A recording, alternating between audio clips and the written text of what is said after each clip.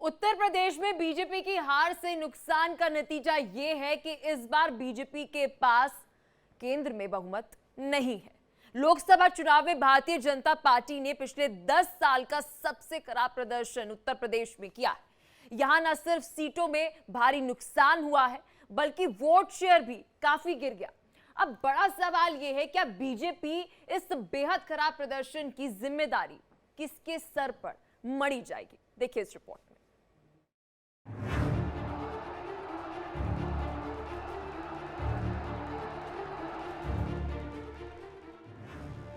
देश की राजनीति में उत्तर प्रदेश का औरा क्या है, रसूख कितना बड़ा है, ये इस लोकसभा चुनाव के रिजल्ट के बाद पता चल गया। सिर्फ उत्तर प्रदेश से बीजेपी की सीटें कम क्या हुई, बीजेपी अकेले ही दम पर बहुमत का आंकड़ा भी पार नहीं कर पाई। केंद्र में सरकार बनने जा रही है, बावजूद इसके उत्तर प्रदेश की हार जीत के जश्न पर भारी है।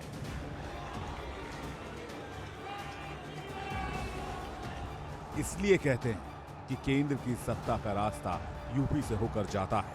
2014 का चुनाव हो या फिर 2019 का चुनाव, बीजेपी को सबसे बड़ी ताकत उत्तर प्रदेश से मिली थी। लेकिन इस बार जनता की पावर अखिलेश और राहुल गांधी के साथ शिफ्ट होती दिखी, जिसका नतीजा ये हुआ कि 10 साल का सबसे खराब प्रदर्शन बीजेपी के खाते में गया। यूपी में न सिर्फ लोकसभा की सीटें कम हुई, बल्कि वोट शेयर भी गिर गया। कई दिग्गज अपनी सीट नहीं बचा पाए। दो बार लाखों वोट से जीतने वाले नेता इस बार पूरी तरह से हार का सामना करते नजर आए।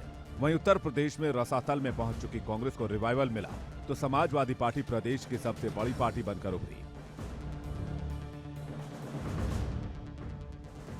यूपी में जीत से इंडिया गठबंधन के खेमे में खुशी है। उत्तर प्रदेश की जनता को शुक्रिया कह रही है। बहुत सारे स्टेट्स ने कमाल करके दिखाया, मगर बीजेपी यूपी ने हिंदुस्तान की राजनीति समझकर, कॉन्स्टिट्यूशन पर खतरा समझकर उत्तर प्रदेश ने कॉन्स्टिट्यूशन की रक्षा की है। उत्तर प्रदेश को मैं स्पेशल कहना चाहता हूं, आपने कांग्रेस पार्टी का, इंडिया गठबंधन का समर्थन किया।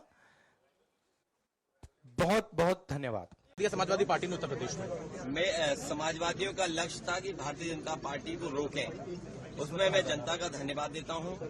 जनता ने जो सहयोग दिया है, जनता ने जो समर्थन दिया है, जनता ने एक नई आस के साथ, जनता ने एक उम्मीद के साथ जो सहयोग किया है, उसके लिए जनता का मैं धन्यवाद देता हूं। मैं अपनी यूपी की जनता को ये कहना चाहूंगी कि उन्होंने बहुत ही विवेक दिखाया और मुझे सबसे ज्यादा गर्व अपने यूपी पे है। बीजेपी अपनी जीत को लेकर उत्तर प्रदेश में आश्वस्त नजर आ रही थी, क्योंकि उन्हें राम मंदिर निर्माण का फायदा दिख रहा था, जिसे इससे पहले बीजेपी ने कभी राजनीतिक मुद्दा नहीं बनाया था। जनता ने भी इसे राजनीतिक मुद्दा न मानते हुए आस्था के साथ जोड़ा और बीजेपी को अयोध्या में ही हार का सामना करना पड़ा। बीजेपी से एक नहीं कई चूक हुई।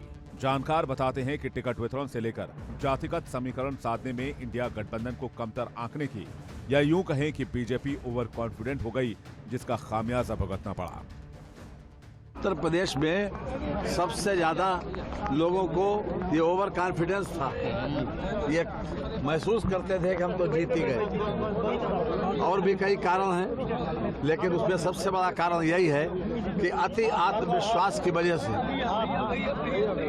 ये हमको सीटें कम मिली।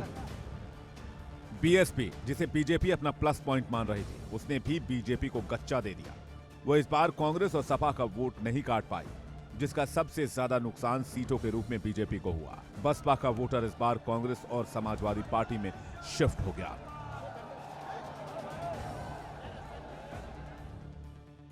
मायावती को भी इस बार उसके हार्डकोर वोटर ने आईना दिखा दिया और बता दिया कि तथाकथित मसीहा नहीं, उसकी बात करने वाला नेता चाहिए, उसको हक दिलाने वाला नेता चाहिए, क्योंकि बसपा ने SC/ST वर्ग पर वरीयता देते हुए मुसलमानों को खूब टिकट बांटे थे।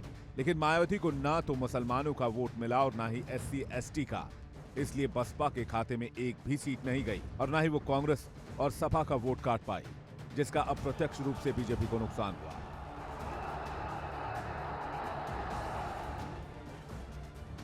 जानकार ये भी मानते हैं कि बीजेपी को नुकसान राहुल गांधी और अखिलेश यादव पर सीधा हमले का भी हुआ।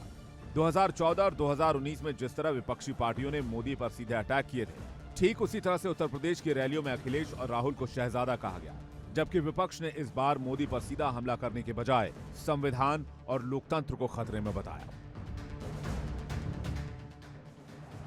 यूपी में हार से नुकसान का नतीजा यह है कि इस बार बीजेपी के पास मेजॉरिटी नहीं है, एनडीए के पास मेजॉरिटी है। एनडीए की सरकार चलानी है, साथियों का दबाव सहना होगा, नाराज होने से बचना होगा। यानी उत्तर प्रदेश के नतीजों ने बता दिया है कि उसका मैजिक क्या है, राजनीति में उसका रसूख क्या है। बीजेपी को अब समीक्षा करनी है यूपी में क्या क्या गलतियां हुई हैं, जिसकी वजह से सीटों का यह अंतर इतना कम हो गया है। पिछले चुनाव में 5 सीट पाने वाली समाजवादी पार्टी इस बार यूपी की सबसे बड़ी पार्टी बन गई है।